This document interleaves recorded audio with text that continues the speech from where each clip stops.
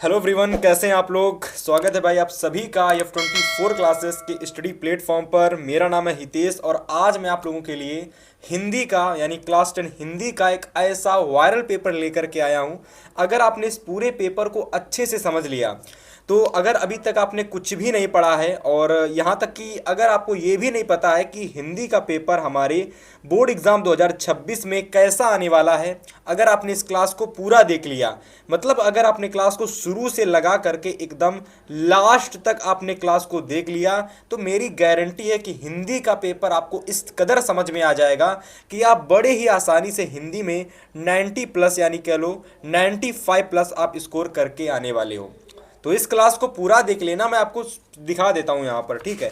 मतलब इस क्लास को देखने के बाद आप सभी का पूरा डाउट क्लियर हो जाएगा कि मुझे हिंदी में 95 प्लस नंबर कैसे लाने हैं। तो देखिए, सबसे पहले आपके परीक्षा में जो पेपर आएगा सेम टू सेम ऐसा ही पेपर आपको देखने को मिलेगा। यहाँ पर आपको कोड दे रखा होगा पेपर का, ठीक है। जैसे कि यहाँ पर आपका कोड दे रखा है 801 CD। सेम इसी तरीके से जब आपको पेपर मिलेगा ना बोर्ड परीक्षा का, तो वहाँ पर भी आप लोगों को कुछ ना कुछ कोड दे रखा होगा, ठीक है। इसके अलावा आप सभी लोगों के, जैसे कि मैं बात करता हूँ, अनुक्रमांक आपको दे रखा होगा, ठीक है, नाम आपको दे रखा होगा। तो ये सारी चीज़ें सेम टू सेम ऐसा ही आपका पेपर आपको परीक्षा में मिलने वाला है, ठीक है। अगर मैं बात करता हूं इस पेपर को सॉल्व करने के समय की, तो भैया 3 घंटे 15 मिनट के अंदर ये पूरा पेपर आपको परीक्षा के अंदर सॉल्व करके आना है, ठीक है। अगर मैं 15 मिनट की बात करता हूं तो ये 15 मिनट सभी परीक्षार्थियों को प्रश्न पत्र पढ़ने के लिए निर्धारित दिए जाते हैं कि आपको स्टार्टिंग के 15 मिनट में अपना जो प्रश्न पत्र है भैया बहुत अच्छे से पढ़ना है कि कौन कौन सा क्वेश्चंस इस पूरे प्रश्न पत्र में हमारा पूछा गया है, ठीक है। इसके बाद इसमें कुछ निर्देश दे रखे होते हैं, तो हर एक निर्देश को आप पढ़ लेना, ठीक है। बाकी सारी चीज़ें मैं आपको अब बताने वाला हूं। मतलब इस पेपर के जितने भी महत्वपूर्ण क्वेश्चंस हैं, वह सारे क्वेश्चंस जो आपके परीक्षा में डायरेक्ट बोर्ड एग्जाम में आने वाले हैं, सारे के सारे क्वेश्चंस अब मैं आपको एक एक करके बताने वाला हूं। तो भैया चैनल को सब्सक्राइब कर लेना, पहली बार अगर चैनल पर आए हो तो सब्सक्राइब कर लेना, वीडियो पसंद आए तो वीडियो को लाइक भी कर देना। तो यदि मैं सबसे पहले बात करता हूं तो आपके पेपर में जो हिंदी का पेपर आएगा उसमें सबसे पहले आपको MCQ टाइप क्वेश्चंस देखने को मिलेंगे, यानी ऐसे क्वेश्चंस जो कि आपको अपने OMR सीट में भर के करने पड़ेंगे, ठीक है। तो जितने भी आपके बहुविकल्पी क्वेश्चंस होंगे, है ना, जिस जिस टाइप के कहाँ कहाँ से क्वेश्चंस आते हैं सब कुछ मैं आपको बताऊंगा। हर वह टॉपिक मैं आपको बताऊंगा जहाँ से आपके पेपर में MCQ के क्वेश्चंस आते हैं। तो चलिए देखते हैं और एक एक करके आपको सारे क्वेश्चंस बताते हैं। तो यदि मैं अपने पहले प्रश्न की बात करता हूं प्यारे साथी, तो देखिए पहला प्रश्न आपको दे रखा है यहाँ पर कि रंगभूमि उपन्यास है। तो आपको इस क्वेश्चन में पूछा गया कि रंगभूमि जो है ये किसका उपन्यास है। तो ऑप्शन देखिए, प्रेमचंद्र दे रखा है, जैनेन्द्र प्रसाद दे रखा है, यशपाल दे रखा है और आप सभी का धर्मवीर भारती दे रखा है। अगर मैं राइट आंसर की बात करता हूँ कि रंगभूमि जो उपन्यास है ये किसका है, तो अगर मैं इसके राइट आंसर की बात करता हूं तो देखिए रंगभूमि जो आप सभी लोगों का है ये मुंशी प्रेमचंद्र जी का उपन्यास है। तो राइट आंसर आपका मुंशी प्रेमचंद्र यानी ऑप्शन नंबर फर्स्ट आपका बिल्कुल सही हो जाएगा। इसके बाद अगर मैं क्वेश्चन नंबर सेकंड की बात करता हूं तो देखिए अगला क्वेश्चन आपको दे रखा है कि जय पराजय किस विधा की रचना है, ठीक है। तो यहाँ पर आपसे प्रश्न में पूछा जा रहा है कि जो जय पराजय है ये किस विधा की रचना है, ठीक है। तो अधिकतर जो आपको क्वेश्चंस पेपर में देखने को मिलने वाले हैं वह सारे क्वेश्चंस आपके लगभग रचना, रचनाकार और रचना और विधा से संबंधित सारे के सारे क्वेश्चंस आपके होंगे। तो इस क्वेश्चन में कह रहा है कि जय पराजय किस विधा की रचना है, तो इसका राइट आंसर आप लोग लगा लेंगे नाटक, ठीक है। यानी हमारी रचना जय पराजय जो है ये नाटक विधा की आपकी एक रचना हो जाएगी, ठीक है। चलिए बात करते हैं क्वेश्चन नंबर थर्ड की। तो अगला क्वेश्चन नंबर थर्ड हमसे कह रहा है कि शुक्ल युग का नामकरण किस विद्वान के नाम पर किया गया, ठीक है। मतलब कि शुक्ल युग का जो नामकरण था वह किस विद्वान के नाम पर किया गया था, ठीक है। तो जैसे कि आपने यहाँ पर समझ पा रहे हो कि शुक्ल युग यहाँ पर आपका आ रहा है, ठीक है। तो आप सभी को दिमाग लगाना है कि ऐसे कौन से लेखक थे जिनके नाम में या फिर जिनका सरनेम शुक्ल था, ठीक है। तो देखो ऑप्शन में बहुत सारे ऑप्शन दे रखे हैं। वंशीधर शुक्ल दे रखा है, आचार्य रामचंद्र शुक्ल दे रखा है, ठीक है, और बैकुंठ नाथ शुक्ल दे रखा है। इसके अलावा अगर मैं रामचरण शुक्ल की भी बात कर लेता हूँ, ठीक है। पर आप सभी लोगों ने एक नाम जो बहुत ज़्यादा प्रसिद्ध है वह पढ़ रखा है आचार्य रामचंद्र शुक्ल का। तो बिल्कुल आचार्य रामचंद्र शुक्ल के नाम पर ही जो शुक्ल युग था वह शुक्ल युग नामकरण हुआ था, ठीक है। तो यहाँ से आपका राइट आंसर नंबर सेकंड यानी ऑप्शन नंबर सेकंड आपका बिल्कुल सही हो जाएगा। तो अगर क्वेश्चन आपके पेपर में आएगा तो भैया इसका राइट आंसर आपको आचार्य रामचंद्र शुक्ल लगा के आना है, ठीक है। इसके अलावा क्वेश्चन नंबर 4 की अगर मैं बात करता हूँ तो अगला क्वेश्चन हमसे कह रहा है कि ध्रुव स्वामिनी हमारा जो नाटक है, पहले से ही बता दिया गया है कि ध्रुव स्वामिनी क्या है भैया, एक नाटक है। तो क्वेश्चन कह रहा है कि ध्रुव स्वामिनी जो नाटक है इसके रचनाकार कौन है, ठीक है। तो आप सभी को पता होगा ध्रुव स्वामिनी, स्कंदगुप्त, चंद्रगुप्त, आजाद शत्रु, ये सारे के सारे जो नाटक थे प्यारे साथी, ये जयशंकर प्रसाद जी के नाटक थे। तो राइट आंसर आप सभी लोगों का हो जाएगा जयशंकर प्रसाद, यानी ध्रुव स्वामिनी जो नाटक था प्यारे साथी, ये जयशंकर प्रसाद जी का एक महत्वपूर्ण नाटक था, ठीक है। चलिए इसके बाद आपको अगला क्वेश्चन नोट करना है और अगला क्वेश्चन आपका है कि रस मीमांसा के लेखक हैं। तो आपको यहाँ पर देखिए रचना रस मीमांसा की बात की जा रही है।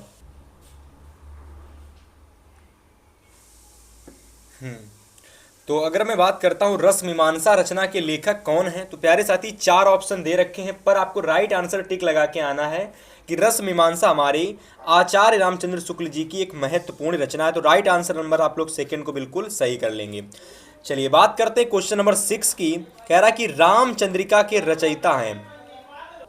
तो अगर मैं रामचंद्रिका की बात करता हूं प्यारे साथी, तो इसका बिल्कुल सही आंसर हो जाएगा केशव दास, यानी केशव दास जी ने रामचंद्रिका रसिक प्रिया कवि प्रिया की कह सकते हो रचना की थी, ठीक है। तो रामचंद्रिका किसकी रचना हो जाएगी प्यारे साथी, इसका बिल्कुल सही आंसर हो जाएगा केशव दास, ठीक है। तो इसको आप बिल्कुल सही कर लेंगे। इसके अलावा क्वेश्चन नंबर 7 नोट करेंगे आप सभी लोग। तो क्वेश्चन नंबर 7 कह रहा है कि भारतेंदु हरिश्चंद्र की रचना है, ठीक है। तो भारतेंदु हरिश्चंद्र की रचना क्या हो जाएगी। तो चलिए सबसे पहले ऑप्शन देखते हैं और कौन सा राइट ऑप्शन है फिर मैं आपको बताता हूं। तो यहां पर अगर आप देखेंगे तो जानकी मंगल गबन दे रखा है, रस विलास दे रखा है और आपका प्रेम सरोवर दे रखा है, ठीक है। तो इस वाले क्वेश्चन का जो राइट आंसर है ना वो आप हमें कमेंट करके बताओगे। देखो एक क्वेश्चन जो होता है मैं आपको HW के लिए देता हूं, यानी एक क्वेश्चन ऐसा होता है जिसको आपको हमें कमेंट में बताना पड़ता है, ठीक है, कि इसका राइट आंसर क्या होगा, ठीक है। तो प्यारे साथी क्वेश्चन नंबर जो 7 है, ठीक है, क्वेश्चन नंबर 7 का राइट आंसर क्या होगा कि जानकी मंगल, रस विलास और गबन प्रेम सरोवर में से आपको यह बताना है कि भारतेंदु हरिश्चंद्र की इन 4 ऑप्शन में से रचना कौन सी है, ठीक है। तो जो भी रचना आपके कह सकते हो कि भारतेंदु हरिश्चंद्र की है, आपको हमें कमेंट करके बताना है, ठीक है।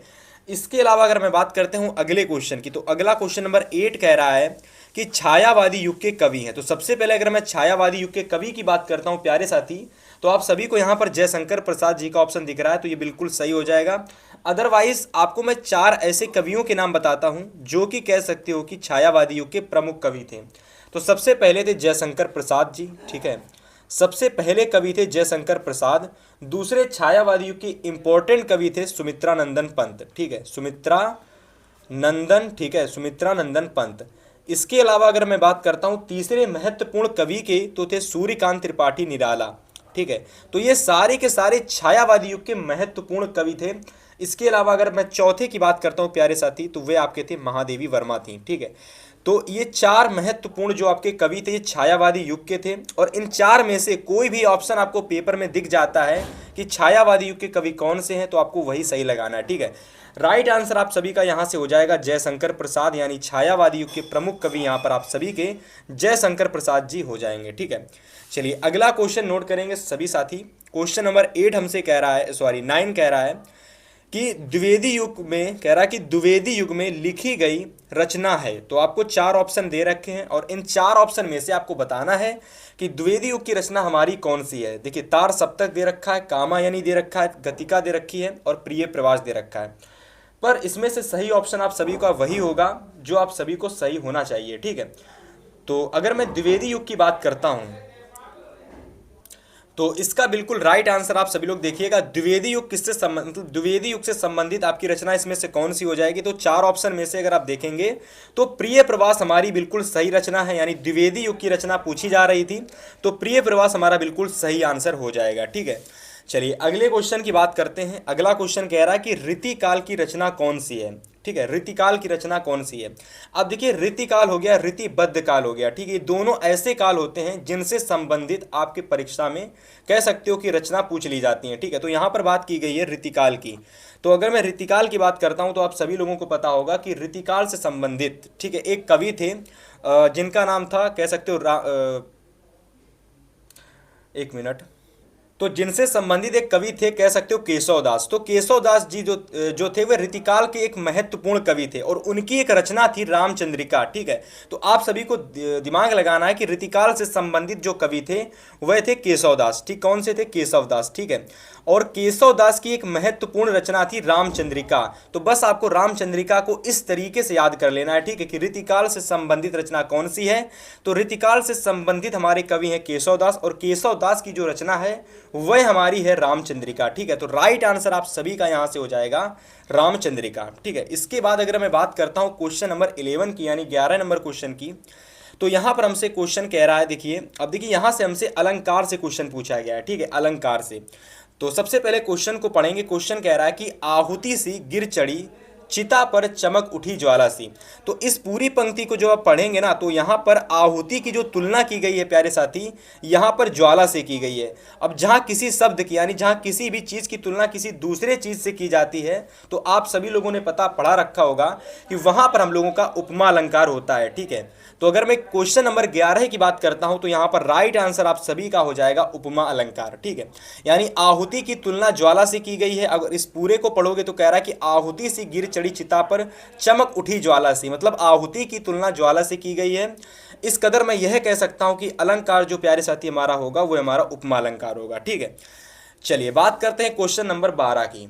अगला क्वेश्चन हमसे कह रहा है कि श्रृंगार रस का स्थायी भाव क्या होता है। तो आप सभी लोगों ने पढ़ रखा होगा, जो श्रृंगार रस होता है उसमें रति नामक हमारा स्थायी भाव पाया जाता है। ठीक है, तो राइट आंसर आपको डायरेक्ट याद कर लेना है कि श्रृंगार रस में पाया जाने वाला स्थायी भाव हमारा रति होता है। ठीक है, चलिए बात करते हैं क्वेश्चन नंबर 13 की, यानी क्वेश्चन नंबर 13 की।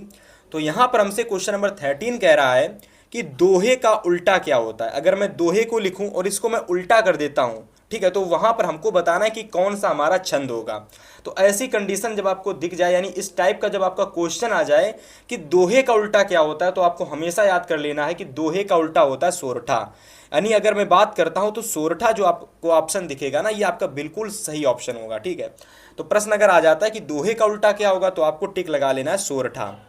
ठीक है, तो राइट ऑप्शन नंबर आपका फर्स्ट हो जाएगा, यानी सोरठा आपका बिल्कुल सही ऑप्शन आपका हो जाएगा। चलिए बात करते हैं क्वेश्चन नंबर 14 की, यानी हमारे अगले क्वेश्चन की अगर मैं बात करता हूं प्यारे साथी, तो यहां पर हमसे क्वेश्चन कह रहा है कि परिहार शब्द में कौन सा उपसर्ग लगा है।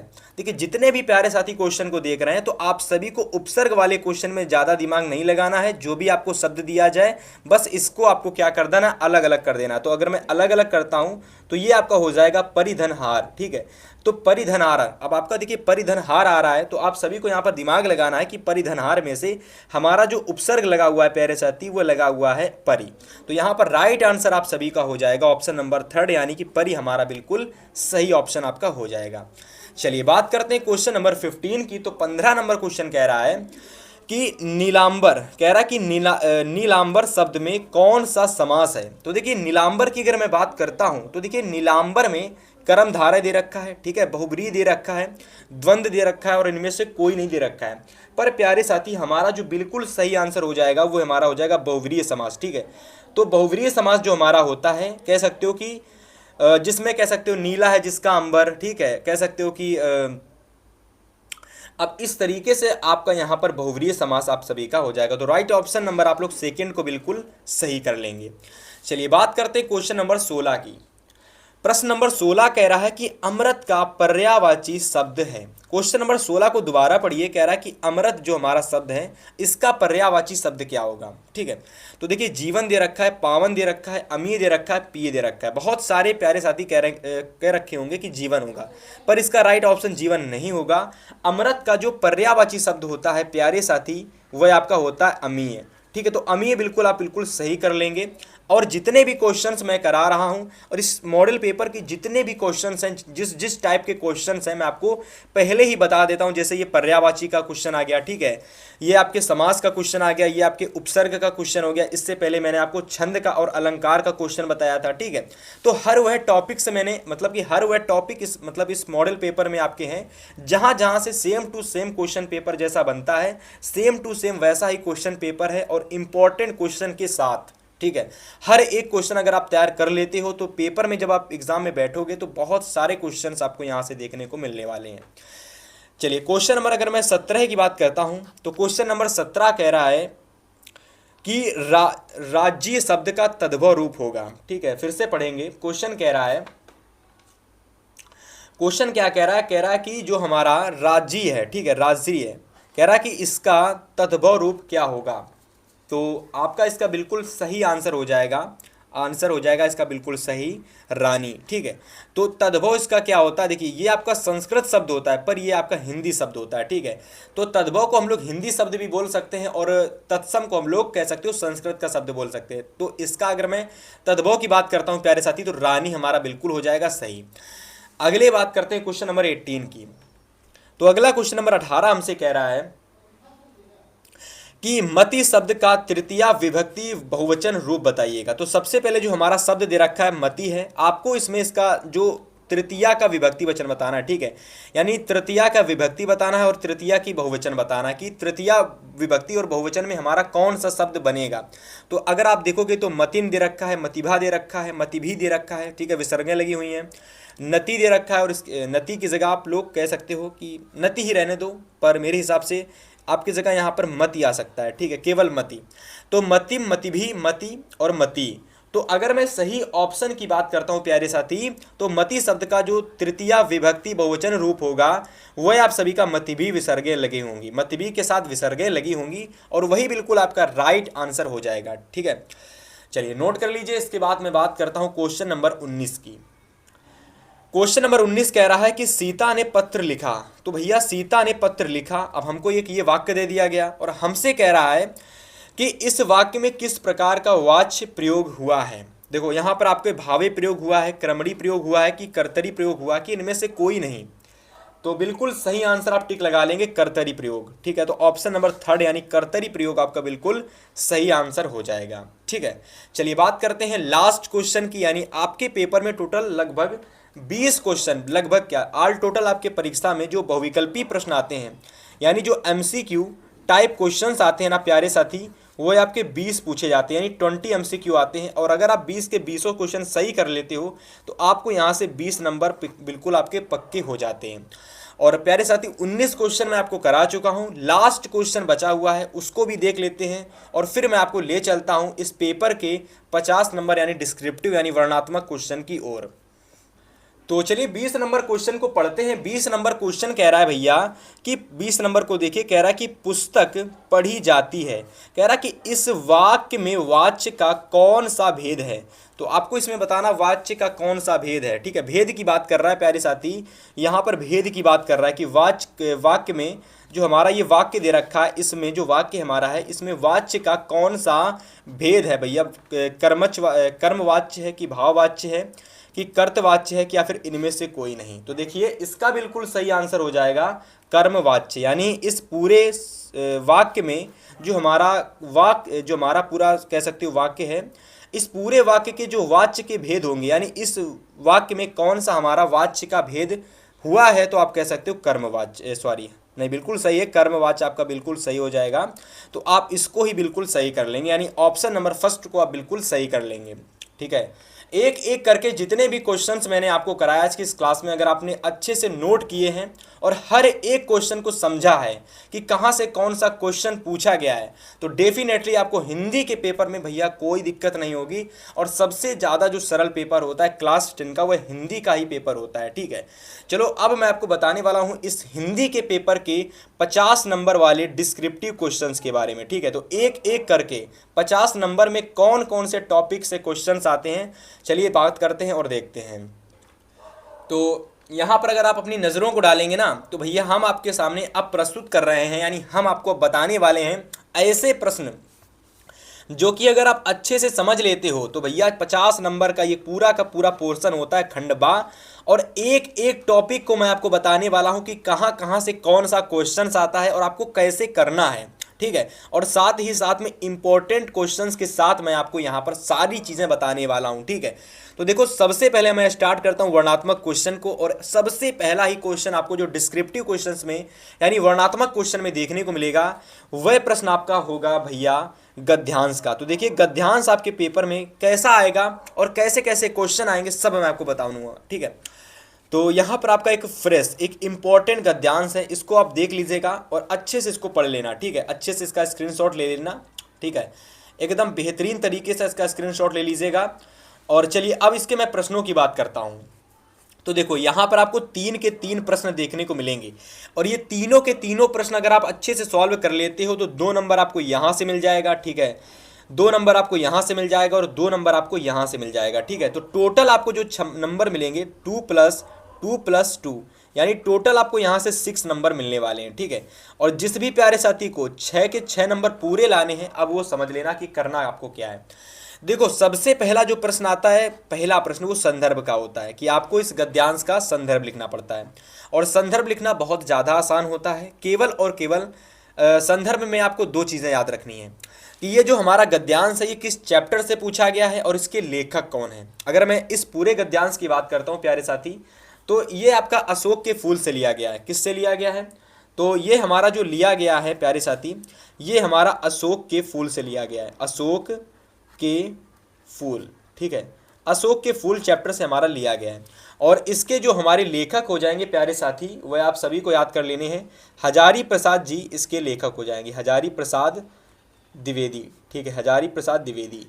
तो इस चीज़ को आपको याद कर लेना है कि इसके जो पाठ का नाम है वो अशोक के फूल है, लेखक इसके हजारी प्रसाद द्विवेदी हैं। तो जब आप इसका गद्यांश लिखोगे तो आप इस तरीके से लिखोगे कि प्रस्तुत गद्यांश हमारी पाठ्य पुस्तक हिंदी के गद्य खंड में संकलित, ठीक है, अशोक के फूल नामक चैप्टर से लिया गया है और इसके लेखक हैं हजारी प्रसाद द्विवेदी जी, ठीक है। इस तरीके से आप पूरा गद्यांश का संदर्भ लिख दोगे, 2 नंबर आपके यहाँ से फिक्स हो जाएंगे।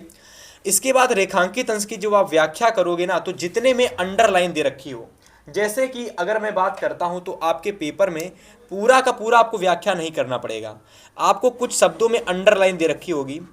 जैसे कि अगर मैं लगाता हूं यहाँ पर टिक, तो देखो इस तरीके से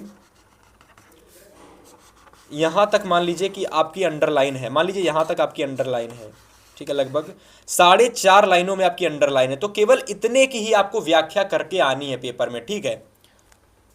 केवल और केवल इतने की आपको व्याख्या करनी है, तो व्याख्या वाला भी क्वेश्चन आपका हो जाएगा, ठीक है। इसके बाद अगर मैं बात करता हूं अगले क्वेश्चन की, तो अगला क्वेश्चन आपके पेपर में आता है तीसरा ऐसा प्रश्न जो कि इसी गद्यांश से संबंधित होता है। प्रश्न पूछा गया है कि उपर्युक्त गद्यांश में कहाँ के दृश्यों का चित्रण किया गया है। तो जब आप इस पूरे गद्यांश को पढ़ोगे तो देखो दे रखा है कि ये हाथ में कमल लिए बद्ध खड़े हैं, जैसे छवि छलक पड़ती है उभरे, नैनों की ज्योत परोसती जा रही है और यहाँ यशोधरा है, वैसे ही कमलनाथ की। देखो मेरे हिसाब से ये जो आप सभी लोगों का अपनी पत्नी सुंदरी का वजह द्वारा आए बिना, हाँ, तो एक अशोक के फूल चैप्टर से लिया गया है। तो आप इसको देख लेना, अच्छे से तैयार कर लेना और इसका जो आंसर तीसरा वाला है वो आपको इसी गद्यांश से मिल जाएगा, ठीक है। तो आप ये सारी चीज़ें ढूंढ लेना, अच्छे से कर लेना। इसके बाद अथवा में देखिए आपको एक और गद्यांश पेपर में आएगा। अगर जिस भी प्यारे साथी को ये गद्यांश नहीं करना है वह प्यारा साथी ये गद्यांश को कर लेना, ठीक है। मतलब अथवा में 2 गद्यांश आते हैं, दोनों में से कोई भी गद्यांश आपको आता है तो आप वही कर लेना। तो जैसे कि जिस भी प्यारे साथी को ये गद्यांश करना है वो ये कर लेगा कि ईर्ष्या से बचने का उपाय मानसिक अनुशासन है। जो व्यक्ति ईर्ष्यालु स्वभाव का होता है उसे फालतू बातों के बारे में सोचने की आदतें छोड़ देनी चाहिए, ठीक है। इस पूरे गद्यांश को आप पढ़ लेना। और ये पूरा का पूरा गद्यांश देखो भाई बहुत ज़्यादा वेरी इंपॉर्टेंट है और 100% आपके पेपर में ये गद्यांश आने वाला है, तो इसको आप जरूर तैयार कर लेना। और इसके अलावा जो मैंने ऊपर वाला लिया है ये तो और भी ज़्यादा इंपॉर्टेंट है, ठीक है। तो दोनों के दोनों गद्यांश का स्क्रीनशॉट लेकर के परीक्षा से पहले तैयार कर जरूर से जरूर कर लेना, ठीक है। इसको आप देख लो, इसका स्क्रीनशॉट ले लो। ये 3 लाइनें हैं, इसके अलावा और भी लाइनें हैं, मैं आपको वो दिखाता हूँ। तो इसके बाद आपकी लगभग 2 लाइनें आपकी यहाँ पर और बच जाती हैं। ठीक है, तो प्यारे साथी 2 लाइनें आपकी ये और हैं। और जैसा कि आप सभी को पता है कि गद्यांश में जो क्वेश्चन पूछे जाते हैं वो सेम टू सेम एकदम एक जैसे होते हैं। यहाँ पर भी आपको संदर्भ वाला क्वेश्चन देखने को मिलेगा, यहाँ पर भी आपको रेखांकित अंश की व्याख्या वाला क्वेश्चन देखने को मिलेगा। मतलब जितने में अंडरलाइन है केवल उतने की ही आपको गद्यांश की प्यारे साथी आपको व्याख्या करके आनी है। 2 नंबर का ये, 2 नंबर का ये, 2 नंबर का ये क्वेश्चन, तीनों के तीनों क्वेश्चन कर लोगे तो 6 नंबर आपके बिल्कुल फिक्स हो जाएंगे। ठीक है, चलो भाई आगे बात करते हैं अगले क्वेश्चन की। तो अगला क्वेश्चन देखो यहाँ पर आप सभी का दे रखा है कि दिए गए पद्यांश पर आधारित 3 प्रश्नों के उत्तर दीजिएगा। ठीक है, तो यहाँ पर देखो आप सभी को पद्यांश पूछा गया है। अब देखो पद्यांश क्वेश्चन आ गया पद्यांश से। ठीक है, तो पद्यांश से भी आपके परीक्षा में 6 नंबर का क्वेश्चन पूछा जाता है। सबसे पहला क्वेश्चन 2 नंबर का, फिर क्वेश्चन नंबर 2, फिर 2 नंबर का और फिर 2 नंबर का। सेम टू सेम जैसे गद्यांश में क्वेश्चंस आते हैं सेम टू सेम वैसे ही आपके पद्यांश में क्वेश्चंस आते हैं। पद्यांश हमारा यहाँ पर प्यारे साथी दे रखा है कि चींटी है प्राणी सामाजिक, वह श्रमजीवी, वह सुनागरिक, देखा चींटी को उसके जी को। देखो ये थोड़ी सी अटपटी लैंग्वेज होती है। सबसे पहली बात ये हिंदी में तो होती नहीं है, तो आप सभी को हो सकता हो पढ़ने में दिक्कत हो, आपको इसकी व्याख्या याद कर मतलब व्याख्या बनाने में दिक्कत हो, तो व्याख्या तैयार कर लेना बहुत स्टोरी की तरह। इसको अच्छे से पढ़ लेना और इसकी जो भी व्याख्या है ना, इसकी जो भी व्याख्या है प्यारे साथी उसको आप स्टोरी की तरह समझ लेना कि इसमें क्या क्या हुआ था, इसमें ये हुआ, तो सारी चीज़ें आपको स्टोरी की तरह व्याख्या की समझ लेनी है। और जब भी आपकी रेखांकित अंश में जितने की व्याख्या पूछी जाए उतने की आपको परीक्षा में व्याख्या कर देनी है। अगर मैं बात करता हूँ किस चैप्टर से लिया गया था तो प्यारे साथी, तो ये हमारा लिया गया था, इसका जो चैप्टर है प्यारे साथी वह आप सभी का है, चैप्टर का नेम मैं बता देता हूँ, चैप्टर आप सभी का है चींटी। तो ये आप सभी के चींटी चैप्टर से लिया गया था। ठीक है, इसके अलावा अगर मैं इसके कवि की बात करता हूँ प्यारे साथी, ठीक है, इसके अलावा इस पूरे चैप्टर के कवि की मैं बात करता हूँ तो कवि इसके हो जाएंगे आप सभी लोगों के सुमित्रा नंदन पंत। ठीक है, सुमित्रा नंदन पंत इसके कवि हो जाएंगे। ठीक है, सुमित्रा नंदन, ठीक है, पंत, तो सुमित्रा नंदन पंत इसके कवि हो जाएंगे। ठीक है, उम्मीद करता हूं कि आप लोग संदर्भ को भी बहुत अच्छे से कर लोगे। ठीक है, इससे बना करके, और व्याख्या को भी आप बहुत अच्छे से करके आओगे। इसके बाद जो तीसरा वाला क्वेश्चन आता है वो भी आप सभी का इसी कह सकते हो इसी पद्यांश से संबंधित आता है। तो वेरी इंपॉर्टेंट पद्यांश है आप सभी के लिए, इसको जरूर तैयार कर लेना। 100% ये भी आपका पद्यांश पेपर में आने वाला है, क्योंकि ये पद्यांश लगभग 2025 के लगभग कम से कम आपके 3 सेट में पूछा गया था। ठीक है, तो जरूर से जरूर तैयार कर लेना। चलो बात करते हैं आगे के क्वेश्चंस की। तो इसके अलावा देखिए एक और क्वेश्चन आपका रह गया है उसी चैप्टर चींटी वाले क्वेश्चन में से, क्योंकि यहाँ पर जो हमारा क्वेश्चन पूछा गया था 7 नंबर क्वेश्चन, इस 7 नंबर वाले क्वेश्चन को मैं दिखाता हूँ। देखो इस 7 नंबर वाले क्वेश्चन में आपके 2 प्रश्न पूछे गए थे। 7 नंबर वाले में एक तो ये प्रश्न पूछा गया था, और कभी कभी क्या होता है कि जो तीसरा वाला क्वेश्चन आता है, जो तीसरा वाला क्वेश्चन होता है इसमें कभी कभी आपके एक क्वेश्चन इस तरीके से आता है, दूसरा क्वेश्चन इस तरीके से आता है। तो पहला क्वेश्चन ये हो गया, पंत जी ने चींटी को किस प्रकार का प्राणी बताया है। ठीक है, तो एक क्वेश्चन ये हो गया, 1 नंबर आपका केवल मिलेगा इससे, यहाँ से आपको 2 नंबर नहीं मिलेगा, क्योंकि इस क्वेश्चन में, इस तीसरे 7 नंबर वाले क्वेश्चन में 2 क्वेश्चन आपके पूछे गए हैं। तो ऐसे आपके 3 भी प्रश्न पूछे जा सकते हैं, पर नॉर्मली आपके 2 ही आएंगे, क्योंकि 2 ही नंबर का प्रश्न होता है। ठीक है, चलो भाई 1 नंबर आपको यहां से मिल जाएगा। अगर आपने दूसरा वाला एक और प्रश्न दे रखा है, अगर आपने वो कर लिया तो 1 + 1 2 नंबर आपको 7 नंबर वाले क्वेश्चन में मिल जाएंगे। तो दूसरा वाला जो क्वेश्चन आपका है वो ये है, इसको भी नोट कर लो, इसके पहले वाले भी प्रश्नों को अच्छे से नोट कर लो। ठीक है, अब चलो देखो अथवा में अगर मैं बात करता हूं तो देखो अथवा में आपके पेपर में एक और गद्यांश, एक और पद्यांश आएगा। ठीक है, अगर आपको वो नहीं आता है तो आप ये कर लेना, और ये भी बहुत इंपॉर्टेंट पद्यांश है। कह रहा कि यहीं कहीं पर बिखर गई वह भग्न विजय माला सी, बहुत ज़्यादा इंपॉर्टेंट है, वेरी वेरी इंपॉर्टेंट कह लो आप लोग इसको। ठीक है, तो ये भी बिल्कुल 2026 के कह सकते हो कि पेपर में आप सभी को, हिंदी के पेपर में भैया 101% ये आपके परीक्षा में देखने को मिलने वाला है। ठीक है, जल्दी से इसका स्क्रीनशॉट ले लो, आपको संदर्भ क्या लिखना है, आपको व्याख्या क्या लिखनी है। ठीक है, और ये सारी चीज़ें मैंने आपको बता दी हैं। अगर मैं इस पूरे पद्यांश की बात करता हूँ तो प्यारे साथी ये आपका लिया गया है जो आपका चैप्टर है। ठीक है, तो ये लिया गया है आपके चैप्टर से, मैं बता देता हूँ, तो ये आपका लिया गया है, कह सकते हो आप लोग कि रानी की समाधि पर, चैप्टर जो आपका है रानी की समाधि पर, रानी की समाधि पर। ठीक है, तो ये उस चैप्टर से लिया गया है। ठीक है, और इसकी जो कवि हैं वो है सुमित्रा कुमारी चौहान, ठीक है। तो सुमित्रा कुमारी चौहान, तो अगर मैं इसकी कवित्री की यानी कवि की बात करता हूँ तो वह हमारी हैं सुभद्रा कुमारी चौहान, ठीक है, सुभद्रा कुमारी चौहान, ठीक है। तो इस चीज़ को आपको याद कर लेना है, क्योंकि आप जब पद्यांश को तैयार करना तो हमेशा याद कर लेना कि जो उसकी आप व्याख्या तैयार करना, तो उसकी व्याख्या को आप कहानी की तरह तैयार करना, ठीक है। आपको जल्दी से जो उसकी व्याख्या है वह तैयार हो जाएगी, ठीक है। इसके अलावा जो अगला क्वेश्चन होता है तीसरा वाला 7 नंबर क्वेश्चन, मैंने आपको अभी बताया था कि इसमें क्या होता है, आपसे 2 प्रश्न आते हैं। पहला क्वेश्चन ये हो गया और दूसरा क्वेश्चन आपका ये हो गया। एक एक नंबर के ये दोनों क्वेश्चंस आते हैं। तो अगर आपने ये पूरा क्वेश्चंस कर दिया तो 1 नंबर आपको यहाँ से मिल जाएगा, और अगर आपने ये पूरा क्वेश्चंस कर दिया तो 1 नंबर आपको यहाँ से मिल जाएगा। इसके अलावा ऊपर संदर्भ वाला क्वेश्चन और ये व्याख्या वाला क्वेश्चन, ये आपके 2-2 नंबर के होते हैं। तीसरा वाला क्वेश्चन में 2 प्रश्न आते हैं, इसलिए आपको जब दोनों कर दोगे तो आपको 1 + 1 2 नंबर आपको यहाँ से मिल जाएगा, ठीक है। तो जल्दी से आपको ये पद्यांश नोट कर लेना है। और इसके बाद जो तीसरा क्वेश्चन आता है, इसके बाद जो आपको तीसरा प्रश्न देखने को मिलता है प्यारे साथी, वह आपका होता है संस्कृत पद्यांश का, ठीक है। टॉपिक हमारा अगला जो क्वेश्चंस में आता है पेपर में वो आपका आता है संस्कृत पद्यांश। तो संस्कृत पद्यांश में भी आपको 2 चीज़ें करनी पड़ती हैं। सबसे पहली चीज़ होती है प्यारे साथी, सबसे पहली चीज़ संदर्भ करनी होती है, और दूसरी चीज़ आपकी होती है हिंदी में अनुवाद। तो अगर आप संस्कृत का संदर्भ कर लेते हो तो 2 नंबर आपको वहाँ से मिल जाएगा, और अगर आप हिंदी का अनुवाद कर देते हो तो 3 नंबर आपको यहाँ से मिल जाएगा।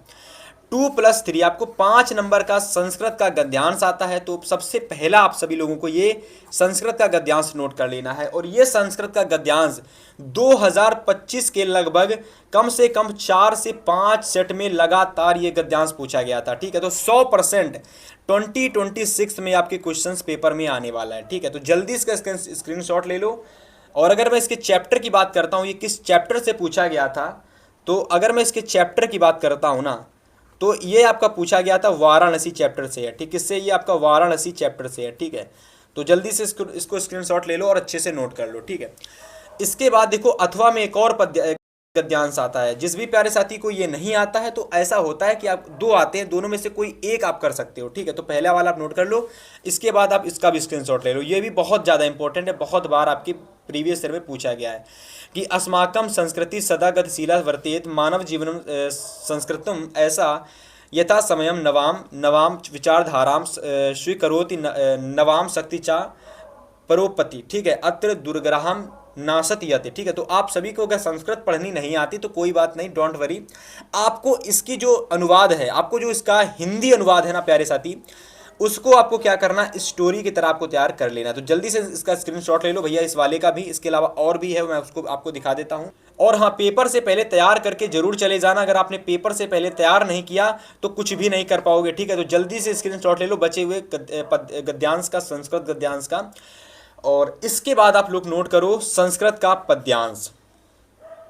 तो संस्कृत के पद्यांश में से भैया आपको ये 2 पद्यांश नोट कर लेने हैं। ये दोनों के दोनों पद्यांश ना 2025 के प्रीवियस ईयर पेपर में लगभग हर एक सेट में 2 से 3 बार पूछे गए हैं, ठीक है।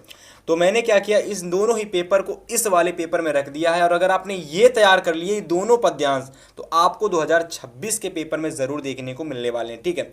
पेपर में सेम टू सेम आपके ऐसे ही क्वेश्चंस आएंगे। और एक चीज़, हाँ, जो पद्यांश होता है उसमें भी 2 चीज़ें आती हैं, संदर्भ आता है इसमें भी, और हिंदी में अनुवाद इसमें भी पूछा जाता है। संदर्भ के लिए आपको 2 नंबर दिया जाता है, और जो हिंदी अनुवाद होता है इसको कर दोगे तो 3 नंबर आपको यहाँ से मिल जाएगा, ठीक है। 2 + 3 5 नंबर का क्वेश्चन आपके पेपर में आता है, ठीक है।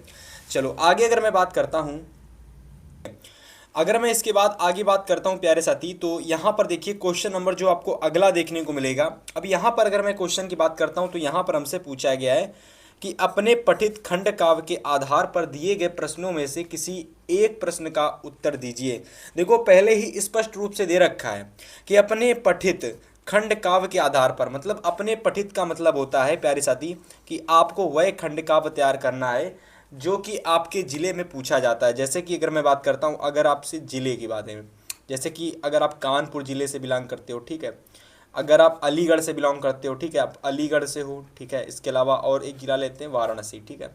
आप वाराणसी के प्रयागराज से आप मान लो बिलोंग करते हो, या फिर आप कह लो अगर आप बिलोंग करते हो गाजीपुर से, ठीक है, गाजीपुर, तो आपको क्या करना है कि अपने जो जिले हैं उनके हिसाब से आपको खंडकाव्य तैयार करना है, ठीक है प्यारे साथी। मुक्ति दूत जो होता है ये गाजीपुर के लिए है, कानपुर के लिए प्यारे साथी ज्योति जवाहर तैयार कर लेना है, ये दोनों। अगर आप गाजीपुर से बिलोंग करते हो तो मुक्ति दूत और ये दोनों तैयार कर लो।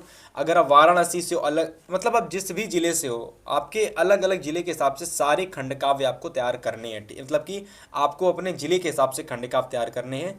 तो क्वेश्चन बैंक में आप जाना और आपको बहुत सारे खंडकाव्य दे रखे होंगे, तो वहाँ पर आपको मेंशन दे रखा होगा जिला। तो जिस भी जिले में आप लोग होंगे आपको अपने जिले के हिसाब से खंडकाव्य तैयार कर लेना है, ठीक है। जल्दी से स्क्रीनशॉट ले लो। कुछ इंपॉर्टेंट खंडकाव्य हैं जैसे कर्ण, जैसे कि मैं अगर बात करता हूँ कर्ण का खंडकाव्य ये दे रखा है, तीसरा वाला, ठीक है। इसके अलावा चौथा है आपका अग्र पूजा, तो अग्र पूजा का पहला खंडकाव्य ये है, और इसके अलावा और खंडकाव्य हैं। तो यहाँ पर देखिए अगला खंडकाव्य जो आप लोगों का है प्यारे साथी वह आपका है कि अग्र पूजा खंडकाव्य के प्रमुख पात्र का चरित्र चित्रण कीजिएगा, ठीक है। तो मतलब अग्र पूजा अगर आप लोगों में पूछी जाती है, अग्र पूजा का खंडकाव्य आपके पेपर मतलब अगर आपके जिले से संबंधित है तो आप तैयार कर सकते हो, ठीक है। इसके अलावा अगर मैं जय सुभाष को देख सकता हूँ, ठीक है। मेवाड़ मुकुट है आप सभी लोगों का, मातृभूमि है, मातृभूमि, ठीक है। तो जिस भी जिले में आप रहते हो उस जिले के हिसाब से आपको अपना खंडकाव्य तैयार कर लेना है। इसके बाद आगे का जो प्रश्न हमारा पूछा जाता है पेपर में वह आपका होगा 5 नंबर का क्वेश्चन, और यहाँ पर आपसे पूछा जाता है जीवन परिचय, ठीक है। प्यारे साथी जीवन परिचय आप लोगों को लेखक की अगर मैं बात करता हूँ, अगर मैं लेखक के जीवन परिचय की बात करता हूँ तो आपको 3 इंपॉर्टेंट लेखक के जीवन परिचय 2026 के पेपर के लिए तैयार कर लेने हैं। पहला डॉक्टर राजेंद्र प्रसाद का 100% ही आपके पेपर में आने वाला है, तो अगर आप इसको तैयार कर लेते हो और इसके साथ में आप लोग जयप्रकाश भारती या जयशंकर प्रसाद का 2 आपको जीवन परिचय तो 100% तैयार कर लेने हैं, जिनमें से जयशंकर प्रसाद का और जयशंकर प्रसाद और डॉक्टर राजेंद्र प्रसाद का, ठीक है, ये दोनों के दोनों 100% आने वाले हैं। जयप्रकाश भारती या फिर आप लोग आचार्य रामचंद्र शुक्ल, ठीक है, आचार्य रामचंद्र शुक्ल, ठीक है, रामचंद्र शुक्ल। तो प्यारे साथी आप लोगों को क्या करना है कि आचार्य रामचंद्र शुक्ल या जयप्रकाश भारती इन दोनों में से किसी एक जीवन परिचय को आपको तैयार कर लेना है, ठीक है। इसके अलावा अगर मैं बात करता हूं आगे के जो हमारे प्रश्न पूछे गए हैं प्यारे साथी, उसमें देखिए कवि का जीवन परिचय, कवि का जीवन परिचय, तो आपको ये 4 जीवन परिचय कवि के तैयार कर लेने हैं, ठीक है। ये 4 कवि के जीवन परिचय तैयार कर लेने हैं। तो बहुत सारे स्टूडेंट्स को लगता है कि कौन कौन से इंपॉर्टेंट जीवन परिचय हैं कवियों में, तो महादेवी वर्मा, सूरदास, तुलसीदास और सुमित्रानंदन पंत, ये 4 जीवन परिचय में से प्यारे साथी आपको 3 जीवन परिचय तो जरूर तैयार कर लेने हैं, ठीक है ना। तो अगर आप इतना कर लेते हो ना तो हिंदी में आप 100%, मेरी गारंटी है कि आप 70 में 65+ नंबर आप आसानी से ले आओगे, ठीक है। उम्मीद है आपको चीज़ें समझ में आ गई होंगी। अगर मैं आगे की बात करता हूँ तो यहाँ पर देखिए स्टूडेंट्स, अगर मैं आगे की बात करता हूँ तो 7वां क्वेश्चन देखिए आपका दे रखा है कि अपनी पाठ्य पुस्तक में से कटसंत कोई एक श्लोक लिखिए जो इस प्रश्न पत्र में ना आया हो, ठीक है। 2 नंबर का आपकी परीक्षा में श्लोक आता है, ठीक, क्या आता है आपकी परीक्षा में श्लोक आता है। तो देखिए 2 नंबर का जो आपके परीक्षा में श्लोक आएगा ना, बहुत अच्छे से आपको तैयार कर लेना है। कोई भी आप लोग श्लोक तैयार कर लेना, पर 2 तैयार करना, ठीक है। और आप लोगों को जो ऐसे ऐसे 2 श्लोक तैयार करने हैं और उनमें से आपको लिखना पेपर में वही श्लोक है जो आपके प्रश्न पत्र में ना पूछा गया हो, है ना, ठीक है। इतनी चीज समझ में आ गई। इसके बाद देखिए क्वेश्चन नंबर 8 को, 8 नंबर क्वेश्चन में देखिए पत्र पूछा गया। क्या पूछा गया? पत्र। तो देखो पहला पत्र है शहर की साफ सफाई के लिए, कि शहर की साफ सफाई हेतु अपने शहर के मुख्य नगर अधिकारी को पत्र लिखिएगा। 4 नंबर का आपका ये है, ठीक है। अथवा में देखिए अपने मित्र को अपने बड़े भाई के विवाह में सम्मिलित होने का निमंत्रण देते हुए एक पत्र लिखिएगा। 4 नंबर, देखिए ये भी 4 नंबर का और ये भी 4 नंबर का, दोनों में से अथवा में आपको कोई भी एक पत्र जरूर तैयार कर लेना है, ठीक है। चलिए आगे बात करते हैं देखिए 9 नंबर क्वेश्चन की। इसके अलावा अगर मैं और बात करता हूं तो यहाँ पर देखिए 9 नंबर जो हमारा क्वेश्चन है, यहाँ पर आपके संस्कृत के कह सकते हो कि प्रश्न उत्तर दिए गए हैं। प्रश्नों के उत्तर आपको संस्कृत में ही देने हैं।